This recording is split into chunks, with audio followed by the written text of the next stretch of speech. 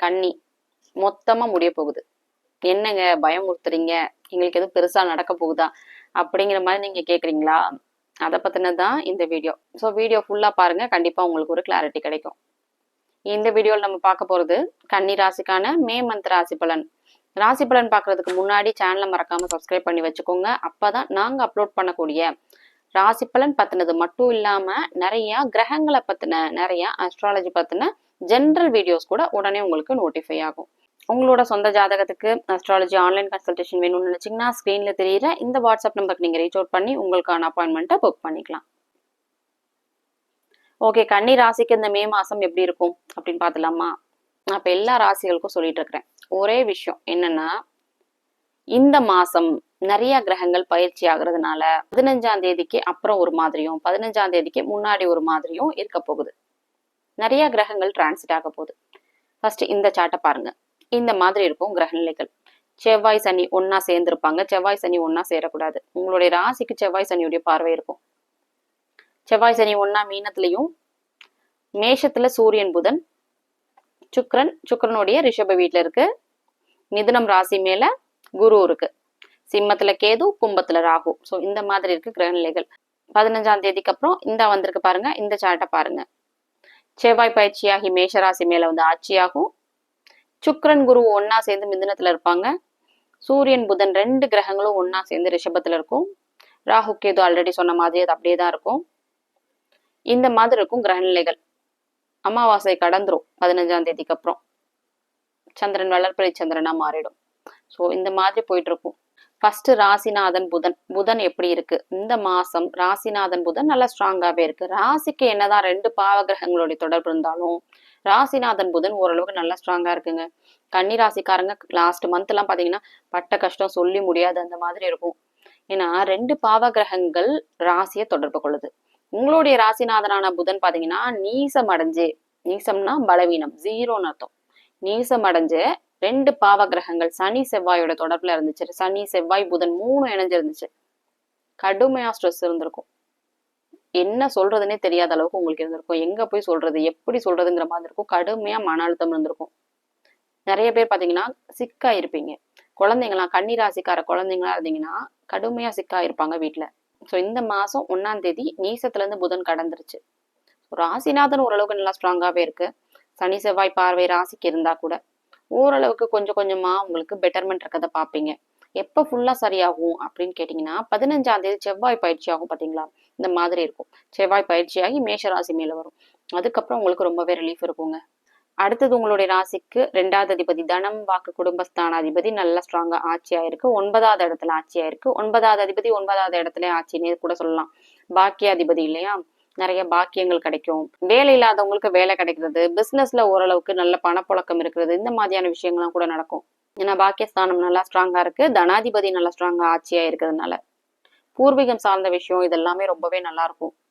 பூர்வீகத்துல property வாங்குறது, அம்மா வழி சொத்து கிடைக்கிறது, பெண்களால ஆதாயம், இந்த மாதிரியான விஷயம்லாம் நடக்கும். அடுத்தது ராசிக்கு 3வது அதிபதினு சொல்லக்கூடிய செவ்வாய் சனியோட இணைஞ்சு கடுமையா கெட்டு போயிருக்கு. எந்த ஒரு சுப தொடர்பும் இல்ல. இளைய சகோதரன் புகழ் உதவி இதெல்லாத்தையும் குறிக்கக்கூடிய ஸ்தானம் 3வது இடம். 3வது அதிபதி கடுமையா கெட்டு போயிருக்கு. சோ இளைய சகோதரன் வழியில எந்த ஒரு உதவியும் எதிர்பார்க்க முடியாது. இன்னும் சொல்ல போனா விரயம் ஏற்படும். சகோதரனை விரயம், சகோதரனால் விரயம், இந்த மாதிரியான விஷயம் நடக்கும். யார்ட்டையாவது போய் ஹெல்ப்னு இந்த மாசம் நீங்க கேட்டீங்கன்னா அவ்வளோ ஈஸியா உங்களுக்கு கிடைக்காது. நீங்க நிறைய பேருக்கு நிறைய செஞ்சிருப்பீங்க. ஆனா உங்களுக்கு ஹெல்ப்னு கேட்கும் போது இந்த மாசம் போய் கேட்டீங்கன்னா அவங்களால கண்டிப்பா செய்ய முடியாது. நான் உதவியை குறிக்கக்கூடிய ஸ்தானம் இல்லையா? அடுத்தது உங்களுடைய ராசிக்கு 4வது அதிபதி 4வது இடத்தையே தொடர்பு கொண்டுட்டு இருக்கு குரு. நல்லா இருக்கும். வீடு வாகனம் மாதிரியான விஷயங்கள்லாம் கூட அமையும்.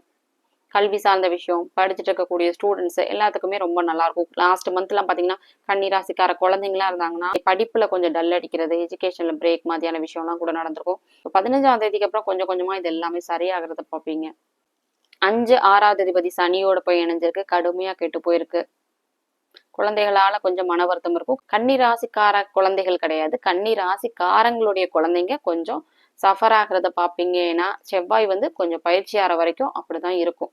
வேலை தேடிட்டு இருக்கிறவங்களுக்கும் இந்த மாசம் வேலை கிடைக்காத மாதிரி ஒரு சூழ்நிலை இருக்கும். ஜாப் சேஞ்ச் பண்ணணும்னு நினைச்சிட்டே இருப்பீங்க. இந்த மாசம் உங்களால பண்ண முடியாது. குரு பயிற்சி வர வரைக்கும் கொஞ்சம் வெயிட் பண்ணுங்க. வேலை சார்ந்த விஷயம், வேலை இல்லாதவங்களுக்கு வேலை கிடைக்கிறது, இந்த மாதிரியான விஷயம்லாம் குரு பயிற்சி ஜூன் 2ஆம் தேதி நடக்க போகுது. ரொம்ப நாள்லாம் கிடையாது. அதுக்கப்புறம் கொஞ்சம் கொஞ்சமா நீங்க பெட்டர்மெண்ட் பார்க்கலாம். ராசிக்கு 7வது இடத்துல 2 பாவ கிரகங்கள் இருக்கு. தொழில், கணவன் மனைவி சார்ந்த விஷயம், காதல் சம்பந்தப்பட்ட விஷயம், இது எதுலையுமே பெனிஃபிட்ஸ் எதிர்பார்க்க முடியாது. ஏன்னா 7வது இடம் கடுமையா கெட்டு போயிருக்கு. 7ல இருக்கக்கூடிய 2 பாவ கிரகங்கள் ராசியை தொடர்பு கொள்ளுது. எதுவா இருந்தாலும் 15ஆம் தேதிக்கு அப்புறம் தான் நடக்கும். இது வரைக்கும் உங்களுக்கு இருந்த கஷ்டங்கள் எல்லாமே 15ஆம் தேதிக்கு அப்புறம் சரியாகிறத பாப்பீங்க. ராசிக்கு 8வது இடத்துல ராசிநாதன் புதனே போயிருக்கு, சூரியனோட இணைஞ்சிருக்கு. சில பேருக்கெல்லாம் வெளிநாடு போகணும் அப்படிங்கிற மாதிரி ஆசை வரும். வெளிநாட்டுக்கான சில ஏற்பாடுகள்லாம் பண்ணுவீங்க.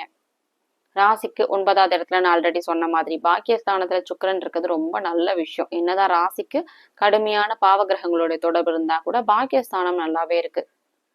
பாக்கியங்கள் கிடைக்கும். தந்தை வழி சொத்து, தந்தை வழி விஷயங்கள் எல்லாமே ரொம்ப நல்லா இருக்கும். ராசிநாதனும் புதன் தான், 10வது அதிபதி புதன் தான். 10வது அதிபதி கொஞ்சம் கொஞ்சமா நீசத்தன்மையில இருந்து சரியாயிட்டு இருந்துச்சு. கொஞ்சம் கொஞ்சமா பெட்டர்மெண்ட் எதிர்பார்க்கலாம். தொழில் சார்ந்த விஷயங்கள்ல கூட லாஸ்ட் மந்த் எல்லாம் பாத்தீங்கன்னா தொழில ரொம்ப அடி வாங்கியிருக்கும். எந்த ஒரு லாபமுமே இருந்திருக்காது உங்களுக்கு. இந்த மாசம் கொஞ்சம் பெட்டரா இருக்கும். அடுத்த மாசம், அதுக்கு அடுத்த மாசம் எல்லாம் பாத்தீங்கன்னா கொஞ்சம் பண வரவு இருக்கவே செய்யும். தொழில் சார்ந்த விஷயங்கள்ல முன்னேற்றம் இருக்கும். ராசிக்கு 11வது அதிபதி சந்திரன் 2.25 நாளைக்கு ஒரு தடவை பயிற்சி ஆகக்கூடிய கிரகம் தேய்பிரை நோக்கி போயிட்டு இருக்கு. 17ஆம் தேதியில இருந்து கொஞ்சம் கொஞ்சமா அமாவாசையை விட்டு விலகி வந்துடும். லாபம், மூத்த சகோதரன், இது எல்லாத்தையும் குறிக்கக்கூடிய ஸ்தானம். இது எல்லாமே ரொம்ப நல்லா இருக்கும். அடுத்தது ராசிக்கு 12வது அதிபதி சூரியன். சூரியன் உச்சமாயிருக்கு. ஸோ அதுதான் நான் சொன்னேன். 8, 12 ரெண்டையுமே வெளிநாட்டை குறிக்கக்கூடிய ஸ்தானம். 12வது அதிபதி 8வது இடத்துல இருக்கு. வெளிநாட்டுக்கு போற மாதிரியான விஷயங்கள் உங்களுக்கு நடக்கும். வெளிநாட்டுக்கு போறதுக்கான ஏற்பாடுகளை பண்ணுவீங்க. உங்களுக்கு அதுல இன்ட்ரெஸ்ட் வரும். கிழக்கு நாடுகள்ல இருந்து வரக்கூடிய தகவல்கள் ரொம்ப நல்லதா இருக்கும். ஆஸ்திரேலியா, பிலிப்பைன்ஸ் இந்த மாதிரியான கண்ட்ரீஸ்ல இருந்தெல்லாம் நிறைய ஆஃபர்ஸ் வரும். அதெல்லாம் அக்செப்ட் பண்ணிக்கோங்க. ஃபியூச்சர்ல உங்களுக்கு அது ரொம்பவே பெனிஃபிஷியலா இருக்கும். ஓவராலா கன்னி ராசியை பொறுத்த வரைக்கும் ரொம்பவே நல்லா அமைஞ்சிருக்கு. சந்திராஷ்டமம் நாட்களை மட்டும் கொஞ்சம் கேர்ஃபுல்லா இருந்துக்கோங்க. மற்றபடி ரொம்பவே நல்ல ஒரு மாசமாவே அமைஞ்சிருக்கு. லாஸ்ட் மந்த் பட்ட கஷ்டம்லாம் இந்த மாசம் இல்லாதும் 15க்கு அப்புறம் ரொம்பவே பெட்டரா இருக்கும். ஓகே, எல்லா வீடியோலும் நான் சொன்னதுதான். ராசி பலன் அப்படிங்கிறது பொதுவானது, எல்லாருக்கும் பொருந்தக்கூடியது கிடையாது. உங்களுடைய சொந்த ஜாதகத்தை பொறுத்து வேறுபடும். நீங்க என்ன லக்னத்துல பிறந்திருக்கிறீங்க, உங்களுக்கு என்ன தசாபுத்தி போயிட்டு இருக்கு, இதெல்லாம் இருக்கு. ராசி பலன்ல ஒண்ணு சொல்றாங்களா, உங்களுக்கு ஒண்ணு நடக்குதா அப்படின்னா உங்களுக்கு சொந்த ஜாதகத்துல ஏதோ தப்பான தசாபுத்தி போயிட்டு இருக்கு. அவயோக கிரகத்துடைய தசாபுத்தி போயிட்டு இருக்கு. 6, 8 அதிபதிகள்னு சொல்லுவோம். அவயோக கிரகங்கள், மறைவு ஸ்தானாதிபதிகள். 6, 8 அதிபதிகளுடைய தசாபுத்தி போச்சுன்னா உங்களுக்கு செட்பேக்ஸ் இருக்கும், கஷ்டங்கள் இருக்கும், தீராத கஷ்டமா இருக்கும், பல வருஷமா இருக்கும். அதுக்கெல்லாம் காரணம் என்னன்னா உங்க தசாபுத்தி தான். ஸோ அதை நீங்க ஃபர்ஸ்ட் தெரிஞ்சுக்கோங்க. அதுக்கடுத்து எல்லாரும் ஒரே விஷயத்த பண்ணுவீங்க. உங்க ராசியை மட்டும் பார்ப்பீங்க. உங்க வீட்டுல இருக்கக்கூடிய ஃபேமிலி மெம்பர்ஸ்க்கு என்ன நடக்குது அதை பத்தி நீங்க தெரிஞ்சுக்கவே மாட்டீங்க. அவங்க என்ன ராசி, உங்களுடைய கூட பிறந்தவங்களை கூட நீங்க விட்டலாம். உங்களோட பேரண்ட்ஸ், உங்களோட கணவன், மனைவி, குழந்தைங்க, இவங்களுக்கு என்ன போயிட்டு இருக்கு, உங்களுக்கு சம்பாதிக்க முடியாத மாதிரியான ஏதாவது கிரகநிலைகள் போகுதா, நீங்க நல்லாவே இருப்பீங்க. ஆனா ஃபேமிலியில யாராவது ஒருத்தர் சிக்காவாங்க. அப்ப ஆப்வியஸா உங்களால ஏர்ன் பண்ண முடியாதுல்ல, நீங்க அவங்கள கேர் எடுத்து பாத்துக்கிற மாதிரி இருக்கும்ல. ஸோ இந்த மாதிரியான சில விஷயங்கள் போகும். ஸோ இது எல்லாத்துக்கும் ஒன்னோட ஒண்ணு கனெக்ஷன் இருக்கு. உங்க ஃபேமிலி மெம்பர்ஸ் யாராவது மீன ராசிக்காரங்க இருக்காங்களா, சிம்ம ராசிக்காரங்க இருக்காங்களா, அஷ்டம சனி போயிட்டு இருக்கு. சிம்மத்துக்கு அஷ்டம சனி, மீனத்துக்கு ஜென்ம சனி. ஸோ இதையும் கொஞ்சம் தெரிஞ்சுக்கணும். ஸோ இது எல்லாத்தையும் சேர்த்துதான் ப்ரெடிக்ட் பண்ண முடியும். ஓவராலா சிம்ம ராசியை பொறுத்த வரைக்கும் ரொம்பவே இந்த மே மாசம் நல்ல மாசமா அமைஞ்சிருக்கு. அடுத்து வரப்போற ஜூன் மாசம் கூட நிறைய நல்ல விஷயங்களை நீங்க எதிர்பார்க்கலாம். நான் சொன்ன இந்த விஷயங்கள் எல்லாம் உங்களுக்கு ரெசனேட் ஆச்சுன்னா உங்களோட ஒப்பீனியனை எனக்கு கமெண்ட்ல சொல்லுங்க. உங்களோட சொந்த ஜாதகத்துக்கு அஸ்ட்ராலஜி ஆன்லைன் கன்சல்டேஷன் வேணும்னு நினைச்சீங்கன்னா ஸ்கிரீன்ல தெரியிற இந்த வாட்ஸ்அப் நம்பருக்கு நீங்க ரீச் அவுட் பண்ணி உங்களுக்கான அப்பாயின்மெண்ட்டை புக் பண்ணிக்கலாம். மற்ற ராசிக்கான ராசி பலன் வீடியோ லிங்க் ஃபர்ஸ்ட் கமெண்ட்ல பின்டா இருக்கு, நீங்க கிளிக் பண்ணி செக் பண்ணிக்கலாம்.